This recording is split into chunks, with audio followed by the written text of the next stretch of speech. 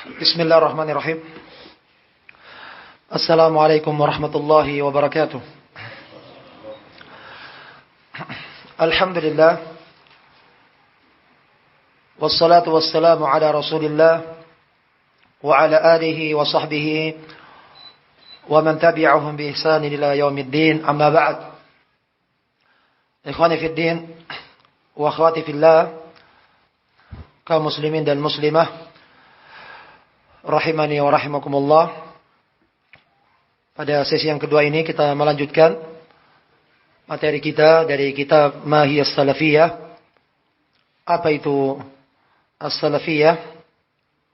Karya al-Imam, karya Al-Syekh Al-Fadil Abdullah bin Abdul Rahim Al-Bukhari hafizahullah.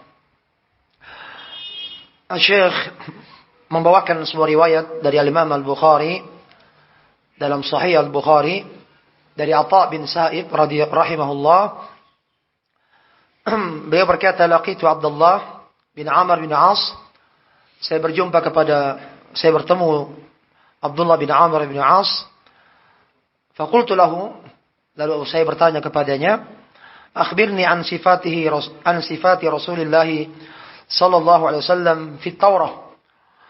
Kabarkan kepadaku tentang sifat Rasulullah SAW yang ada dalam kitab Taurat. Qala ajal. Tentu, saya akan kabarkan kepadamu.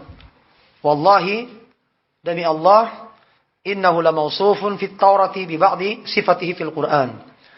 Sesungguhnya Rasulullah SAW benar-benar disifati di dalam kitab Taurat dengan sebagian sifat beliau yang ada di dalam Al-Quran. Di antaranya adalah di dalam Al-Quran, ya ayuhan nabiyyu inna arsalnaka syahidan wa mubasysyiran wa nadhira. Wahai nabi, engkau sesungguhnya kami mengutus engkau sebagai syahidan atau syahidan, sebagai saksi atas umatmu dan wa mubasysyiran wa nadhira, dan sebagai pembawa berita gembira dan pemberi peringatan. Wa hirzan lil ummiyin. Adapun dalam kitab Taurat, lanjutan dari apa yang disebutkan oleh beliau, wa hirzan lil ummiyin, sebagai penjaga bagi kaum ummi. Ya, anta abdi wa rasuli, engkau adalah hambaku dan utusanku. Samaitukal mutawakkil, saya menamai engkau sebagai orang yang bertawakal. Laisa bifadhin wala ghalidhin wala sakhabin fil aswaq. Dan Rasulullah SAW bukan orang yang kaku, demikian pula orang yang keras. Dan bukan pula orang yang suka berteriak di pasar-pasar. Wala yadfa'u lis-sayyi'ati as-sayyi'ata. Dan beliau Rasulullah SAW tidaklah membalas suatu kejelekan yang menimpa beliau dengan kejelekan pula. Walakin ya'fu wa yaghfir. Akan tetapi beliau mengampuni dan memaafkan.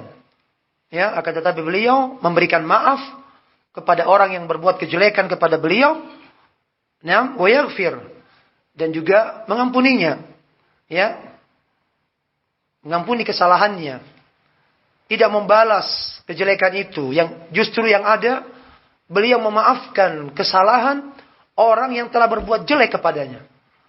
Coba lihat Nabi kita Muhammad SAW. Ya. Beliau tidak membalas kejelekan dengan kejelekan. Akan tetapi beliau memaafkan orang yang telah berbuat jelek kepada beliau. Ya. Dan beliau mengampuni kesalahan orang yang telah berbuat kejelekan kepadanya. Walan yaqbidahu Allahu hatta yuqima bihi al-millatal auja. Dan sekali-kali Allah Subhanahu wa taala tidak akan mewafatkan beliau sampai tegak ajaran yang lurus ini. Ya, dengan ajaran yang bengkok tadi. Ya, sampai lurus ajaran yang telah bengkok dengan diutusnya Rasulullah SAW. Jadi Allah Subhanahu wa taala akan menjaga nabinya sampai agama ini telah sempurna. Sampai agama ini menjadi lurus. Ajaran yang dibawa oleh beliau menjadi tegak.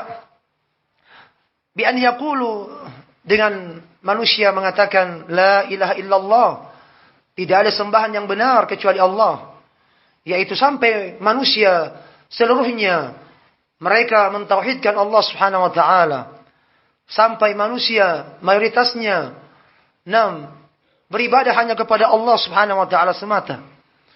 Ya. Fayaftahu bab biha a'yunan umya.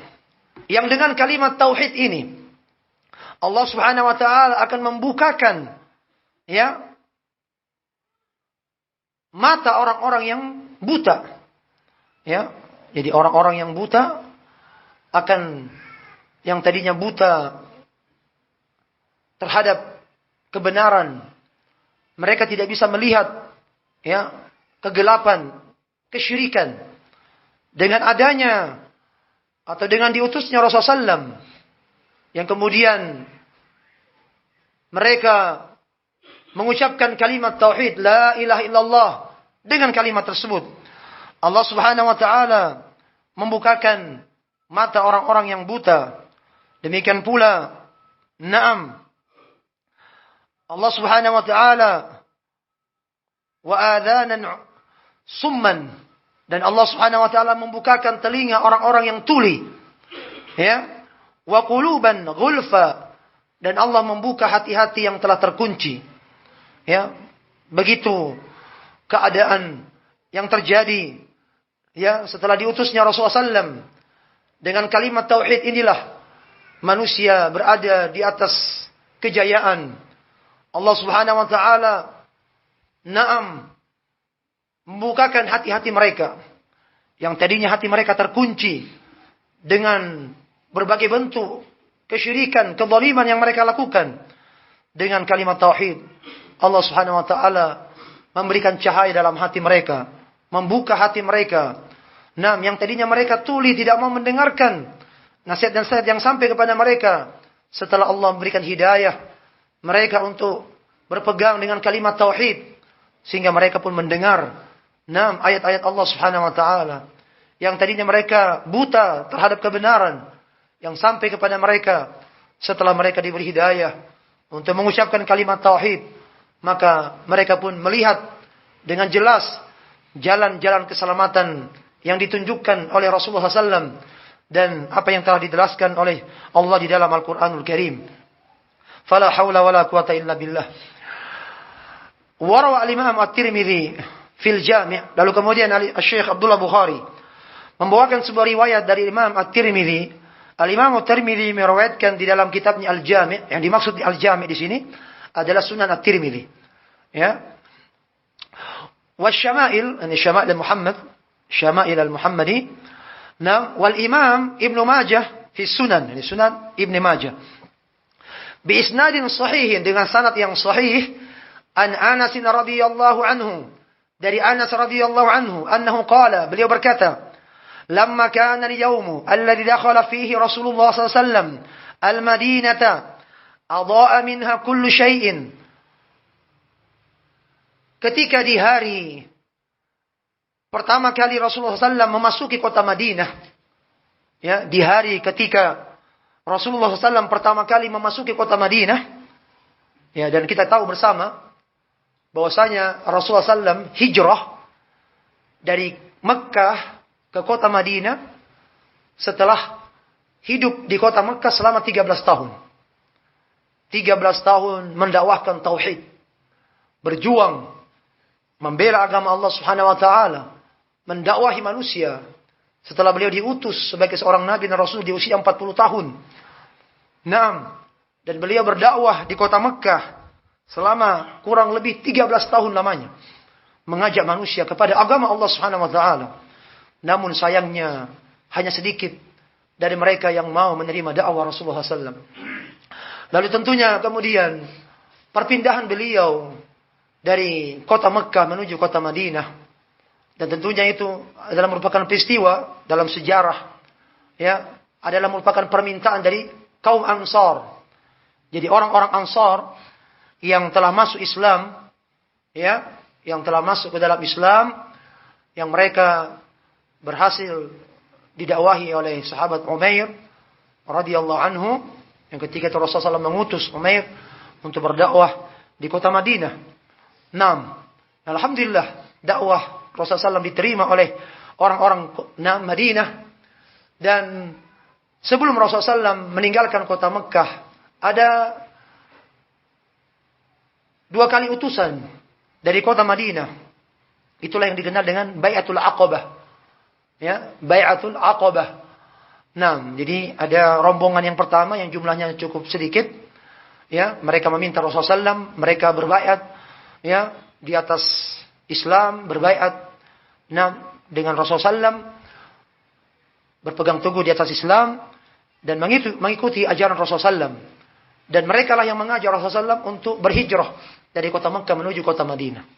Ya, karena melihat di kota Mekah ya begitu kuat dan kerasnya tantangan ya dari kaum musyrikin yang mereka hampir-hampir ingin membunuh Rasulullah SAW, dan upaya demi upaya ya yang mereka lakukan untuk membunuh Rasulullah SAW di kota Mekah. Sebagaimana peristiwa yang terjadi sebelum Rasulullah SAW hijrah ke kota Madinah. Lalu kemudian tidak lama berselang waktu, datang pula utusan yang berikutnya, yang dikenal Baitul Aqabah yang kedua, ya, yang jumlahnya lebih banyak dari yang pertama. Meminta kepada Rasulullah SAW agar hijrah ke kota Madinah. Ya, dengan melihat kondisi kaum muslimin di kota Mekah begitu sulit dan berat. Ya, namun kaum musyrikin ya tidak tinggal diam. Mereka ingin menghalang-halangi Rasulullah SAW. Ya, sampai kita tahu peristiwa ya terjadinya pengejaran. Ya, ketika itu Rasulullah dikejar oleh kaum musyrikin. Ya, ingin membunuh Rasulullah SAW. Singkat cerita, Rasulullah SAW kemudian bersembunyi dengan Abu Bakar As-Siddiq radhiyallahu anhu di mana? Di Gua Thur. Ya, ma'ruf. Ya, di Gua Thur, bersembunyi di Gua Thur, dari kejaran orang-orang musyrik yang akan membunuh beliau. Gua Thur ini jauh ya. Untuk sampai di tempat gua tersebut itu memakan waktu dengan jalan kaki 1,5 jam lah kurang lebih. Jadi dari Bukit Sur, Gunung Thur itu, Gunung Thur, ada gua di sana. Itulah yang disebutkan oleh Allah dalam Al-Quran. Ya, di dalam Al-Quran, dalam surat At-Taubah, Allah Subhanahu Wa Taala mengisahkan ya tentang kisah yang terjadi antara Rasulullah SAW dan Abu Bakar As-Siddiq radhiyallahu anhu yang ketika itu bersembunyi dari kejaran kaum musyrikin. Di dalam surat At-Taubah ayat yang ke-40 Allah Subhanahu wa taala berfirman, illa tansuruhu faqad nasarahu Allah." Jika kalian tidak menolong beliau Rasulullah SAW, faqad nasarahu Allah, maka sungguh Allah telah menolongnya. Idz akhrajahu alladziina kafaru. Ketika itu Allah Subhanahu wa taala mengeluarkan nabinya, ya, mengeluarkannya. Idz akhrajahu alladziina kafaru. Ketika orang-orang kafir ingin mengeluarkan Rasulullah SAW, mengeluarkannya, ini mengeluarkan Rasulullah SAW, ya, dan ingin membunuh Rasulullah SAW, ya, maka Rasulullah SAW pun lari dan bersembunyi. Ya, tsaniyats nain idhuma fil ghar. Ya, yang kedua dari 2 orang tersebut yaitu Rasulullah SAW dan Abu Bakar As-Siddiq radhiyallahu anhu. Idhuma fil ghar, ketika keduanya berada dalam ghar, yaitu Gua Thur. Jadi di sini bukan Gua Hiro ya. Gua Hiro itu lain, itu di Jabal Nur. Ya. Ini di Bukit Thur. Baik. Fala haula wala. Idhuma fil ghar. Ketika keduanya Rasulullah SAW dan Abu Bakar As-Siddiq berada dalam goa tersebut. Idh yaqulu li sahibihi la tahzan. Ketika itu Rasulullah SAW berkata kepada sahabatnya, la tahzan, innallaha ma'ana. Jangan engkau bersedih hati. Sungguhnya Allah Subhanahu wa taala bersama dengan kita. Ya, jadi ini peristiwa yang terjadi ketika itu. Yang dijelaskan dalam sejarah, ya kalau seandainya orang-orang musyrik yang mengejar Rasulullah SAW dan para sahabatnya itu melihat ya kebagian kakinya, maka niscaya mereka akan terlihat. Ya, namun itu kehendak Allah. Mereka tidak ada seorang pun yang melihat di bagian bawah kakinya. Ya, jika melihat ke bawah kakinya, mesti mereka akan melihat Abu Bakar dan Rasulullah SAW. Namun Allah Subhanahu Wa Taala menghendaki mereka selamat dari kejaran orang-orang kafir Quraisy, dan akhirnya pun mereka selamat, ya, dari kejaran tersebut dan berhasil hijrah ke kota Madinah. Nah, demikian singkat cerita yang dijelaskan para ulama bagaimana Rasulullah SAW sampai di kota Madinah. Ya, dijelaskan oleh Anas bin Malik. Ketika pertama kali Rasulullah SAW tiba di kota Madinah, adha'a minha kulla syai'. Segala sesuatu menjadi terang benderang. Ya, menjadi bercahaya dengan kedatangan Rasulullah SAW. Masya Allah. Ya, luar biasa. Ya, bahkan Rasulullah SAW disambut. Ya, baik laki-laki maupun wanita menyambut kedatangan Rasulullah SAW dari kota Mekah menuju kota Madinah. Nah, begitu bahagianya orang-orang Ansar dengan kedatangan Rasulullah SAW, ya, ke negeri mereka. Nah, mereka pun disambut oleh sahabat Ansar yang tinggal di kota Madinah. Ketika itu kata Anas bin Malik, di hari pertama kali Rasulullah SAW masuk di kota Madinah, segala sesuatu menjadi bercahaya dan terang benderang. Falamma kana al-yawmu alladhi mata fihi adlama minha kullu syai'. Nah, adapun ketika di hari Rasulullah SAW meninggal dunia, maka segala sesuatu menjadi gelap. Ya, segala sesuatu menjadi gelap gulita dengan meninggalnya Rasulullah SAW di kota Madinah. Nah, fala haula wala quwata illa billah. Ya, jangankan orang-orang penduduk kota Madinah, ya, secara khusus sahabat-sahabat muhajirin yang berhijrah bersama Rasulullah SAW, terlebih sahabat-sahabat yang mulia Abu Bakar As-Siddiq, Umar bin Khattab, dan yang lainnya termasuk Anas bin Malik, ya, sangat sedih, ya, dengan kepergian Rasulullah SAW. Disebutkan dalam, ya, riwayat, ketika Rasulullah SAW meninggal dunia, nah, para sahabat ketika itu berkumpul di Masjid Nabawi, dan Umar bin Khattab radhiyallahu anhu ketika itu berdiri sambil berjalan-jalan menyampaikan kepada seluruh yang hadir di Masjid Nabawi ketika itu, yang dekatnya bersebelahan dengan rumah Rasulullah SAW, yang ketika Rasulullah SAW telah wafat di rumah Aisyah radhiyallahu anha, kata Umar, ya, siapa yang mengatakan Rasulullah SAW wafat, saya akan berikan hukuman kepadanya. Ya, Rasulullah SAW tidak wafat, Rasulullah SAW tidak meninggal. Rasulullah SAW hanya dipanggil sebentar, ya, untuk berjumpa Allah, sebagaimana Nabi Musa alaihissalam pergi beberapa hari kemudian kembali bersama kaumnya. Itu kata Nabi, itu kata Umar bin Khattab radhiyallahu anhu.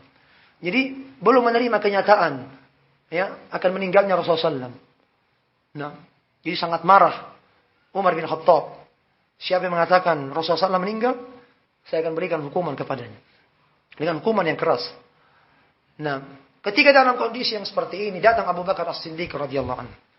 Abu Bakar As-Siddiq datang masuk ke rumah Aisyah radhiyallahu anha, melihat jasad Rasulullah SAW yang telah meninggal, kemudian mencium keningnya Rasulullah SAW.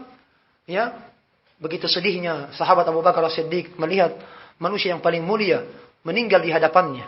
Nah, sahabat yang paling dicintainya. Ya. Lalu kemudian Abu Bakar As-Siddiq keluar dari rumah Aisyah radhiyallahu anha, kemudian masuk ke dalam masjid dan naik ke mimbar, lalu kemudian berkhutbah di hadapan seluruh kaum muslimin. Jadi ketika itu kaum muslimin wajahnya mengarahkan, ya, ke wajah Abu Bakar As-Siddiq radhiyallahu anhu sambil mendengarkan khutbah, ya, Abu Bakar As-Siddiq radhiyallahu anhu. Di antara yang disampaikan Abu Bakar As-Siddiq radhiyallahu anhu kepada seluruh kaum muslimin yang hadir ketika itu, kata beliau, "Man minkum ya'budu Muhammad fa innahu qad mata. Naam, wa man ya'budu Allah fa innahu hayyun, naam, la yamut." Barang siapa di antara kalian yang beribadah kepada Muhammad, fa innahu qad mata, maka sungguh dia telah meninggal dunia. Nah, ini khutbahnya Abu Bakar Siddiq.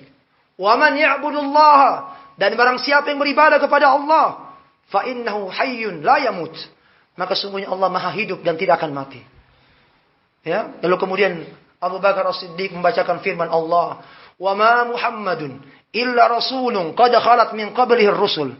Afa imma aw qutila qalabtum ala aqabikum?" Ya?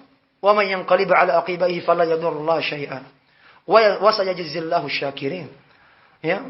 Ayat ini perhatikan, ayat yang dibaca Abu Bakar As-Siddiq radhiyallahu anhu membuat Umar bin Khattab kemudian tertunduk dan lemas, seakan-akan ayat itu baru pertama kali didengar oleh Umar bin Khattab radhiyallahu anhu.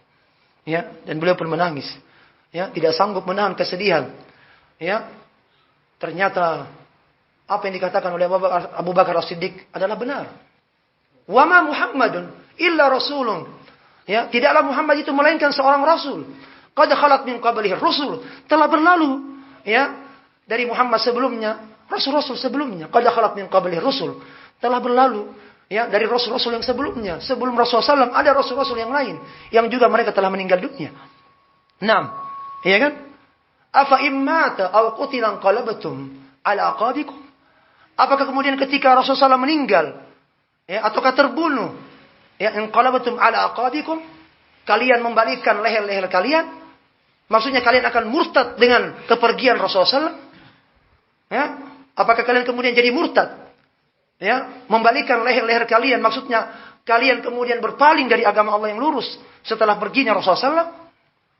Nah, ayat yang dibaca oleh Abu Bakar As-Siddiq menjadikan Umar bin Khattab menjadi tersadarkan. Ya, sampai-sampai seakan-akan kata Umar, saya baru pertama kali mendengar ayat tersebut. Ya, seakan-akan saya baru pertama kali mendengar ayat itu. Nah, ketika dibacakan oleh Abu Bakar As-Siddiq radhiyallahu anhu. Ya. Fala haula wala quwwata illa billah. Namun di sini memberikan pelajaran kepada kita bagaimana para sahabat begitu sedih ditinggal mati oleh Rasulullah SAW. Ya, mereka sangat sedih. Begitu kesedihan yang sangat mendalam dengan perginya Rasulullah SAW di tengah-tengah mereka. Ya, demikianlah orang-orang soleh. Ya, ketika ada orang-orang soleh yang hidup di tengah-tengah kita, terkhusus dari kalangan para ulama, tentunya kita akan sedih. Ya, ditinggal mati oleh mereka. Bahkan diantara tanda dicabutnya ilmu, ya, dengan diwafatkannya para ulama. Maka kita mendoakan para ulama kita agar dijaga oleh Allah Subhanahu wa taala. Allah Subhanahu wa taala tidaklah mewafatkan para ulama, melainkan Allah akan mencabut ilmu ya yang ada di dunia ini. Baik. Fala haula wala quwata illa billah. Kata Anas bin Malik radhiyallahu anhu, "Walamma naqadna an Rasulillah sallallahu alaihi wasallam al-aidi wa inna la fi dafnihi hatta ankarna qulubana." Naam. Kata Anas bin Malik radhiyallahu anhu, ketika kami menaburkan ya tanah di atas kuburan Rasulullah SAW ya dengan tangan-tangan kami ya sementara kami berada di atas ya kuburan beliau, menaburkan tanah ya, seakan-akan mereka tidak percaya, seakan-akan mereka ya sahabat Anas bin Malik dan yang lainnya ya tidak percaya dengan kematian Rasulullah SAW. Mereka belum mampu menerima dengan sepenuh hati. Ya, bagaimana bisa kami menaburkan tanah, ya, kepada orang yang sangat mulia ini. Nah, hatta angkarna qulubana, sampai kami mengingkari hati-hati kami sendiri. Ya, mengingkari hati-hati kami. Kenapa bisa seperti ini? Nah, jadi mereka mengingkari apa yang ada dalam hati-hati mereka karena kesedihan yang mendalam. Ya, kesedihan yang mendalam ya akan kepergian Rasulullah SAW. Jadi mereka mengingkari, semacam tidak percaya kok Rasulullah SAW bisa meninggal, kan begitu. Nah, padahal Allah mengatakan dalam Al-Quran, innaka mayyitun wa innahum mayyitun, ya kan? Baik. Innaka mayyitun, sungguhnya engkau akan meninggal, wa innahum mayyitun, dan sungguhnya mereka juga akan meninggal dunia. Jadi semuanya akan meninggal. Tidak ada pun yang abadi di dunia ini. Baik. La ilaha illallah. Berkata Syekh Abdullah Bukhari, wa hadha ta'birun 'anil law'ah bi faqdi sayyidil mursalin. Jadi ungkapan ini ya, ungkapan dari kesedihan yang sangat mendalam. Ya, ungkapan yang disampaikan tadi ini ya, seakan-akan tidak percaya dengan kematian Rasulullah SAW ya. Jadi ungkapan ini adalah merupakan ungkapan dari kesedihan yang sangat mendalam dengan hilangnya Rasulullah SAW atau dengan perginya Sayyidul Mursalin, ya, pemimpin para rasul, ya, wa syiddati tilka as-sa'a 'alaihim. Ya. Fala haula wala quwata illa billah. Dan kuatnya ya waktu tersebut pada mereka, ya, artinya begitu ketika ditinggal mati oleh Rasulullah SAW, waktu yang terasa singkat bagi mereka, ya, hanya 10 tahun di kota Madinah. Ya, bayangkan Rasulullah SAW hidup di Mekah 13 tahun, di Madinah hanya 10 tahun. Jadi usia beliau 63 tahun. 40 tahun diutus sebagai seorang nabi dan rasul. Dan seluruh nabi dan rasul seluruhnya diutus menjadi nabi dan rasul di usia 40 tahun. Jadi seluruh nabi dan rasul diutus di usia 40 tahun. Berdakwah di Mekah 13 tahun, berarti 53 tahun. Berdakwah di Madinah 10 tahun, 63 tahun. Ya, waktu yang sangat singkat bagi mereka bersama Rasulullah SAW. Taib. Sampai-sampai hatta angkaru anfusahum, sampai-sampai mereka mengingkari diri-diri mereka. Min syiddati huznihim ala firaqihi, karena kesedihan yang sangat kuat, ya, pada mereka ala firaqihi, atas kepergian Rasulullah SAW, ya, atas berpisahnya mereka dengan Rasulullah SAW. Hal itulah yang membuat mereka tidak percaya, seakan-akan mereka ingin terus bersama Rasulullah SAW. Ya, yang selama ini ya tidak ada tempat untuk merujuk kecuali kepada Rasulullah SAW. Ya kan? Begitu pula dengan kita mungkin. Ya, selama ini ya kita sering bertanya kepada para asatidzah. Jika kita mengalami masalah, ya, ada problem dalam kehidupan kita, baik dalam kehidupan rumah tangga, dalam masalah masalah ekonomi, bahkan ataupun yang lainnya. Terkadang kita bertanya kepada orang-orang yang berilmu. Ketika orang yang berilmu ini telah meninggal, kepada siapa kita akan mengadu? Kepada siapa kita akan menyampaikan permasalahan kita? Yang menyampaikan dengan teduh, dengan bimbingan yang sesuai dengan apa yang diinginkan di dalam Al-Quran dan Sunnah Rasulullah. Ya, maka sungguh beruntung orang-orang yang di sekitarnya ada orang-orang yang bisa mengingatkannya, bisa menasihatinya. Dia bisa bertanya kepadanya dalam urusan agamanya. Fala haula wala quwata illa billah. Inilah yang membuat para sahabat yang sangat bersedih hati dengan kepergian Rasulullah SAW. Wa inqita'il wahyi, dan demikian pula terputusnya wahyu. Ya, jadi ketika Rasulullah SAW meninggal, berarti telah terputus wahyu. Ya, ketika Rasulullah SAW meninggal, mereka pun bertanya, ya, kepada siapa kita akan mengadu? Ya, kepada siapa kami akan menyampaikan permasalahan yang kami hadapi? Itulah yang membuat mereka bersedih hati. Sampai-sampai mereka mengingkari diri mereka. Seakan tidak percaya dengan kepergian Rasulullah SAW. Fala haula wala quwata illa billah. Taib. Nasallahu salamul afiyah. Kemudian sedikit kita tambahkan. Al-Imam Al-Bukhari membawakan sebuah riwayat. Jadi lagi-lagi Syekh menukilkan riwayat dari Al-Imam Bukhari dalam Sahih Al-Bukhari. Dalam Sahih Al-Bukhari. Dari Jabir radhiyallahu anhu. Dari Jabir radhiyallahu anhum. Anna Nabi sallallahu alaihi wasallam kana yaqumu yawm al-jum'ah ila syajaratin aw nakhlatin. Ya. Dikisahkan bahwasanya dari Jabir radhiyallahu anhu bahwasanya Nabi SAW beliau dahulu berdiri di hari Jumat di sebuah pohon, ya, atau pohon korma, ila syajarah atau nakhlah. Di sini syajarah pohon yang tidak diketahui pohon apa, atau nakhlah atau nakhlah ini pohon kurma. Jadi ada ihtimal, ya, bisa jadi pohon selain pohon kurma atau pohon kurma.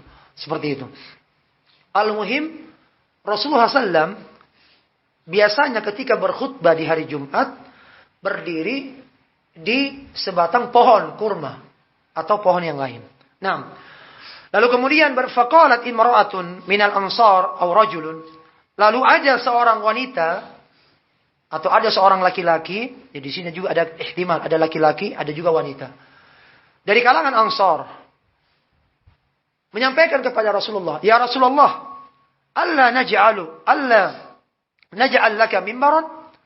Maukah kami buatkan engkau mimbar?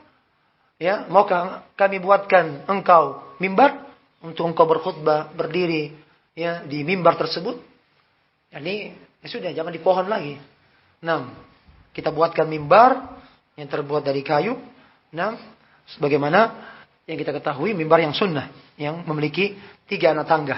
6. Maukah kami buatkan mimbar bagimu ya untuk engkau wahai Rasulullah? Maka Rasulullah mengatakan, qala in syi'tum, jika kalian mau, ya silakan, boleh. Ya, jika kalian mau membuatkan saya mimbar, silakan. Faja'alu lahu mimbaran. Lalu kemudian mereka pun membuatkan untuk Rasulullah SAW mimbar. Ya, jadi dibuatkan mimbar. Falamma kana yaumal jum'ah, ya ketika Rasulullah SAW di hari Jumat, ya ketika itu Rasulullah SAW di hari Jumat dufi'a ilal mimbar. Kemudian beliau berdiri di atas mimbar. Ya, diangkatkan beliau mimbar, kemudian beliau pun berdiri untuk khutbah di mimbar tersebut. 6. Fasahat an-nakhlatu siyah as-sabi. Maka pohon kurma itu ya merintih, menangis seperti tangisan bayi.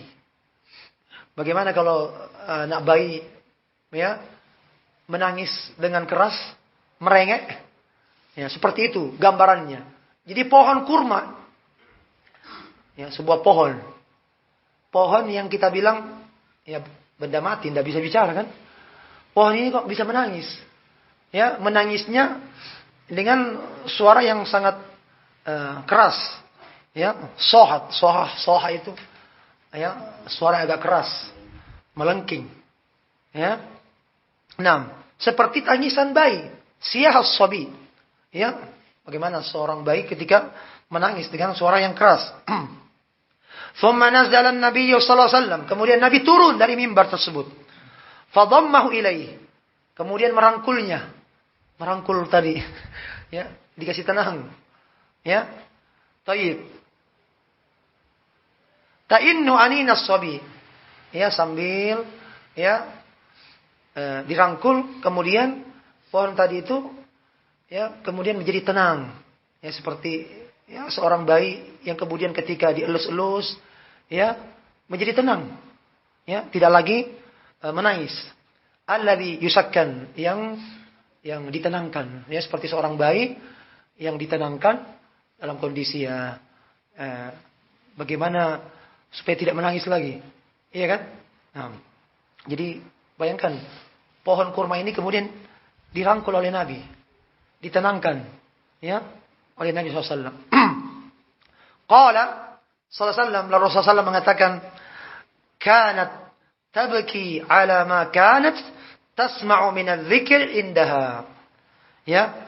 Jadi adalah pohon kurma ini menangis ya di atas apa yang dahulu dia pernah mendengar dari zikir-zikir yang biasa disebutkan di sisinya. Yani maksudnya kenapa pohon kurma itu menangis? Kenapa pohon itu menangis ketika ditinggalkan oleh Nabi? Ketika Nabi berpindah dari mimbar yang baru, biasanya berdiri di atas pohon kurma tersebut untuk berkhutbah, menyampaikan ayat-ayat Allah, menyampaikan wahyu dari Allah Subhanahu wa taala. Karena pohon itu selalu mendengarkan zikir-zikir yang disebutkan oleh Nabi SAW di sisinya. Ya, jadi dia sering mendengarkan dan dia ingin terus Rasulullah SAW berada di atas mimbar, di atas pohon tersebut. Ya, jangan pindah ke mimbar yang lain. Itulah yang membuat pohon ini kemudian menangis. Ya, itulah yang membuat pohon itu menangis. Diterangkan oleh para ulama, lidza kana al-Imam al-Hasan al-Basri Ya, oleh karena inilah Al-Imam Al-Hasan Al-Basri rahimahullah, idza rawa hadzal haditsa, apabila beliau meriwayatkan hadis ini, baka beliau pun menangis. Coba lihat para ulama, ya mungkin tidak seperti kita ya. Ya, semoga Allah senantiasa memberikan cahaya dalam hati kita. Para ulama ketika mendengarkan sebuah hadis, mereka betul-betul meresapi hadis tersebut, merenunginya, menghayatinya, sampai-sampai ketika Al-Imam Hasan Al-Basri meriwayatkan hadis ini, ya, meriwayatkan hadis dari Jabir tadi, yang diriwayatkan oleh Imam Al-Bukhari, ya, beliau menangis. Apa yang membuat beliau menangis? Karena tangisan sebatang pohon kurma, ya, pohon kurma saja bisa menangis. Pohon, ya, menangis karena ditinggalkan oleh Nabi SAW. Karena tidak lagi mendengar ayat-ayat Allah Subhanahu Wa Taala. Karena tidak lagi mendengar hadis-hadis Rasulullah SAW. Lalu kemudian kita, ketika tidak mendengar hadis, ayat, kita biasa-biasa saja. Ya, seakan-akan kita tidak butuh dengan ilmu. Ya, kebutuhan ilmu kita mungkin ketika ada daurah, ketika ada ta'lim. Padahal kita butuh ilmu ini setiap hari, bahkan dalam setiap tarikan nafas kita, kata para ulama. Ya, kita sangat membutuhkan ilmu. Setiap, ya, kebutuhan kita terhadap ilmu seperti bagaikan tarikan nafas kita. Bagaimana kita bernafas? Bukan hanya sekitar 1 kali 2 kali makan. Ya, kita hanya makan itu paling banyak 3 kali. Ya, paling banyak ada yang makan 5 kali dalam sehari. Ada yang makan 10 kali dalam sehari? Kita tanya dulu ini jam-jam mau istirahat. Sudah agak-agak mulai matanya berkunang-kunang. Ya. Ada yang makan 10 kali dalam sehari? Ada? Ada yang mampu? Abu Salim? Kuat makan 10 kali? Enggak ya? Nah. Jadi, ya paling banyak ada yang bisa makan 5 kali sehari. Bangun subuh, makan. Mau duhur, makan. Asar, makan. Maghrib, makan. Isya, makan lagi. Mungkin. Mungkin ya. Paling banyak 5 kali. Nah, seperti jadwal sholat. Baik. Kalau mandi mungkin. Mungkin mandi 5 kali sehari mungkin. Apalagi kalau daerah panas. Subuh mandi. Duhur mandi. Asar mandi. Maghrib mandi. Isya mandi. Nah, ya kalau di daerah Aden, ya, para asatidzah kita yang belajar di FUYU sana, itu mungkin setiap waktu sholat mandi. Ya, saking panasnya. Nah, ini kita merasakan subuh itu mandi. Nah, sholat duhur mandi lagi. Asar mandi lagi. Nah, kalau di tempat kami karena dingin, jadi mandinya sekali sepekan. Iya, sahih. Ya, mandi hari Jumat saja. Nah, wah, badannya tidak gatal. Malah kalau mandi kulitnya rusak. Jadi jangan sering-sering mandi. Karena kering. Nah, daerah dingin dan kering. Jadi memang ketika kita di sini, wah, tidak mungkin tidak mandi. Di sini saja minimal kita 2 kali mandi. Kan begitu? Coba sampai ke sana. Betul ternyata. Gak bisa mandi. Ya, gak bisa mandi. Mandi paling mandi-mandi wajib aja. Kalau wajib mesti mandi kan? Nah, tapi kalau untuk mandi-mandi biasa nggak mandi. Ya, taib. Ya kalau mandi ya bangun kan? Taib. Lanjut. Rasulullah SAW, Al-Imam Hasan Al-Basri ketika meriwayatkan hadis ini, beliau menangis. Ya, menangis. Sambil mengatakan kepada murid-muridnya. Imam Hasan Al-Basri ini hidup di zaman tabi'in. Ya. Hidup di masa tabi'in. Nah. Jadi Imam Hasan Al-Basri, muridnya inilah yang membawa pemahaman Mu'tazilah. Ya. Nah. La ilaha illallah. Baik. Tahu ya pemahaman Mu'tazilah ya? Nah. Bagaimana itu? Nah, pemahaman Mu'tazilah bagaimana pemahamannya? Ada yang tahu? Ya, sekedar ya murojaah ini. Bagaimana pemahaman Mu'tazilah? Satu saja. Hah? Kalau tanya jawab. Nah, tentang pelaku dosa besar. Nah, tentang pelaku dosa besar. Bagaimana ini? Tidak di surga, tidak di neraka. Nah, berarti tak gantung ya. Nah, itu di mana itu? Hah? Nah, jadi Mu'tazilah itu, jadi peristiwanya begini. Munculnya pemahaman Mu'tazilah. Ada seorang yang datang di majelisnya Syekh Al-Imam Al-Hasan Al-Basri. Kemudian orang ini bertanya kepada Imam Al-Hasan Al-Basri, "Ya Imam, di manakah kedudukan para pelaku dosa besar?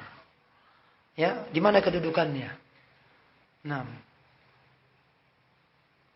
apakah mereka di surga atau neraka?" Al-Imam Hasan Al-Basri kan terdiam. Bukan surga atau neraka. Apakah dia mukmin atau kafir? Ya, apakah mukmin atau kafir? Al-Imam Hasan Al-Basri terdiam. Ya, diam. Ya. Kemudian sang murid ini lancang. Ya, begitu kita. Ini termasuk adab juga bagi kita semua. Sekedar memberikan pelajaran ya buat antum dan buat bagi saya.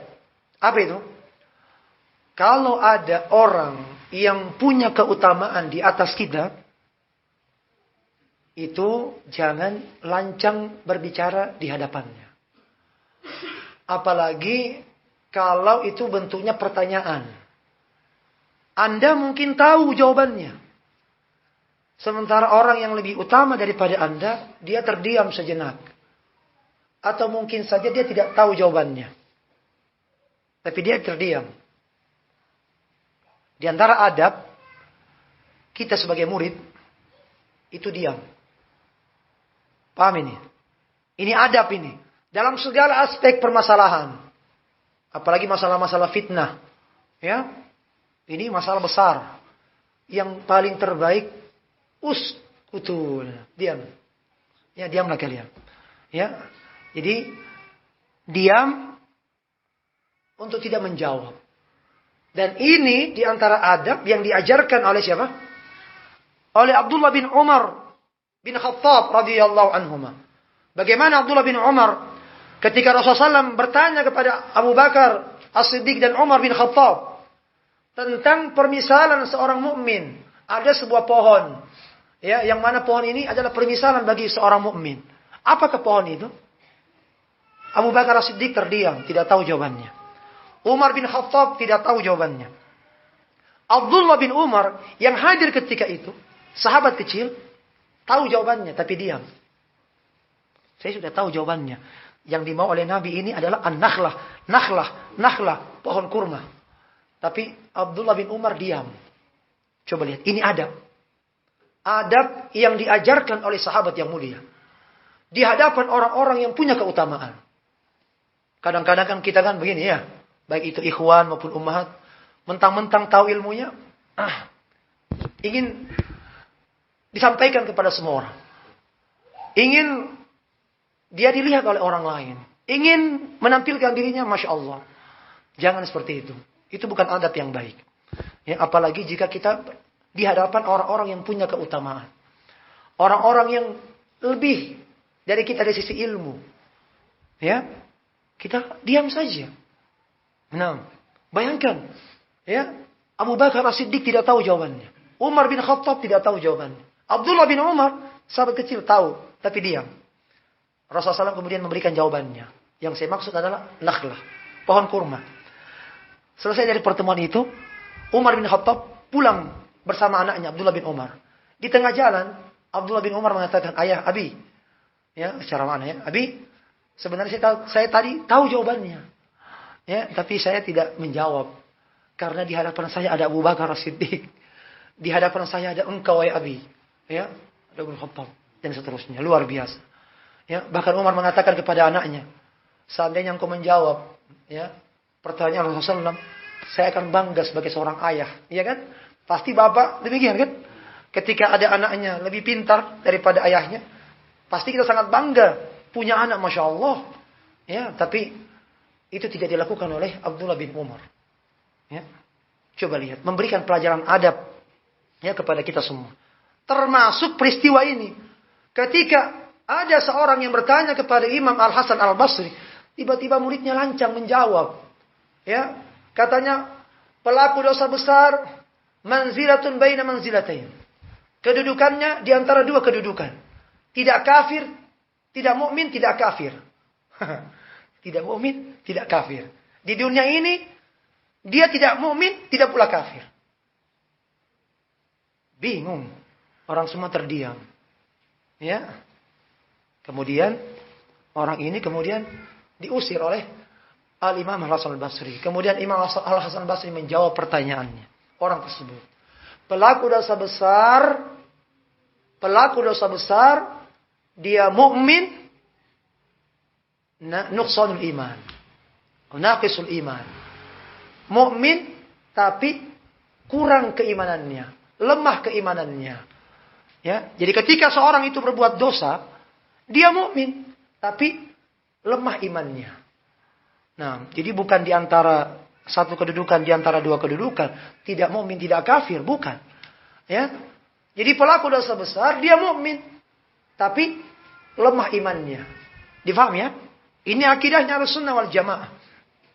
Akidahnya Mu'tazilah. Ketika seorang pelaku dosa besar di dunia ini di antara dua kedudukan tadi, salah satu di antara dua kedudukan, tidak mukmin tidak kafir. Dan kata mereka sepemahaman dengan Khawarij. Jika si pelaku dosa besar ini tidak bertobat kepada Allah dan meninggal dunia di atas dosa tersebut, maka dia akan kekal di dalam neraka. Ya, bedanya dengan Khawarij kafir.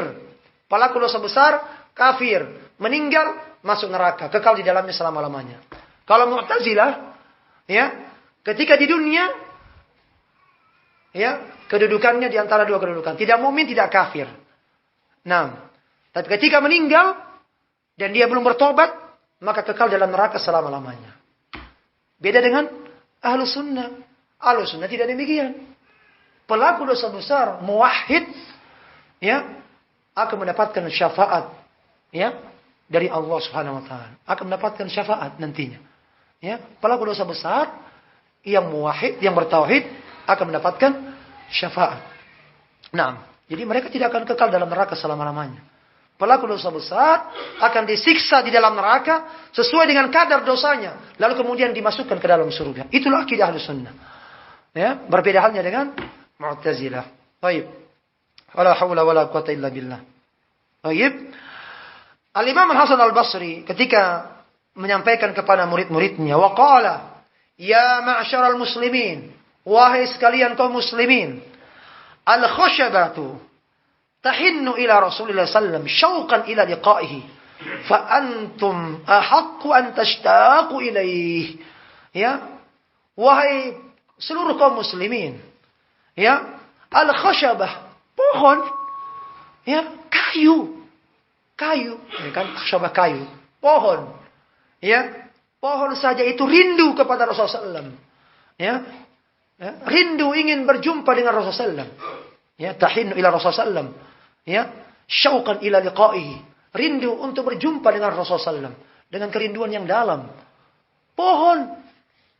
Ya, wa anfa antum ahaqqu an tashtaqu ilaih. Tentunya kalian lebih berhak untuk kalian rindu kepada Rasulullah SAW. Begitu. Ya, pohon saja, pohon tidak diberi akal oleh Allah. Itu rindu untuk selalu ingin mendengar ayat-ayat Allah, ingin mendengar hadis-hadis Rasulullah SAW. Apalagi kalian itu lebih pantas dan lebih berhak untuk rindu kepada Nabi. Bagaimana kerinduan kita kepada Nabi? Kerinduan kita kepada Nabi dengan apa? Dengan mempelajari ajaran-ajaran Nabi. Mempelajari sunnah-sunnah Rasulullah SAW, petunjuk Rasulullah SAW. Ya, jadi kerinduan kita kepada Rasulullah SAW bukan ingin sekedar hanya berjumpa dengan beliau, ya, bersama dengan beliau, Tapi kerinduan kita, bagaimana kita mempelajari tuntunan-tuntunan beliau. Ajaran yang diajarkan oleh beliau. Ya, jangan sampai kita tidak rindu dengan belajar agama. Jangan sampai tidak ada kerinduan kita untuk duduk di majelis ilmu. Ya, jangan sampai tidak ada kerinduan kita untuk belajar, menambah ilmu setiap harinya. Lalu kalaulah kita punya keterbatasan misalnya di saat sekarang ini, ya, gunakan media-media yang ada. Ya, begitu banyak media-media di masa sekarang ini untuk Anda bisa menambah ilmu. Ya, jangan sampai kita hanya sibuk dengan status-status, ya, dengan searching ini, searching itu. Gunakan, manfaatkan kesempatan yang Allah berikan kepada kita, apalagi dengan kurangnya majelis taklim di tempat kita, kurangnya halaqatul ilm di tempat kita. Maka gunakan media-media yang ada untuk menambah ilmu. Ya, media-media yang ada gunakan dengan sebaik-baiknya. Manfaatkan nikmat yang Allah berikan kepada kita. Fala haula wala quwata illa billah. Ya. Demikian. Fala haula wala quwata illa billah. Mungkin ini yang bisa kita sampaikan. Insyaallah pada sesi yang berikutnya ba'dal asar, pada salatil asar, kita akan menyebutkan beberapa poin-poin pembahasan yang akan dibahas oleh Syekh hafizahullah. Dan insyaallah kita nanti akan masuk pada 6 poin pembahasan yang pertama tentang makna as-salafiyah secara bahasa. Kita akan menjelaskan tentang makna as-salafiyah secara bahasa. Yang dimaksud di sini bahasa adalah bahasa Arab. Ya, nanti kita akan terangkan biidznillah taala apa itu salaf. Ya, jangan sampai kita tidak tahu apa itu salaf, apa itu salafi. Secara bahasa nanti dan secara istilah. Insyaallah untuk menggambarkan kepada kita tentang apa itu salafiyah. Baik, mungkin ini yang bisa kita sampaikan pada kesempatan ini, pada sesi yang kedua ini biidznillah kita akan lanjutkan ba'da salatil asr insyaallah taala. Wallahu a'lam bishawab. Lebih kurangnya mohon dimaafkan. Jazakumullahu khairan. Subhanakallahumma bihamdika asyhadu an la ilaha illa anta astaghfiruka wa atubu ilaik. Assalamualaikum warahmatullahi wabarakatuh.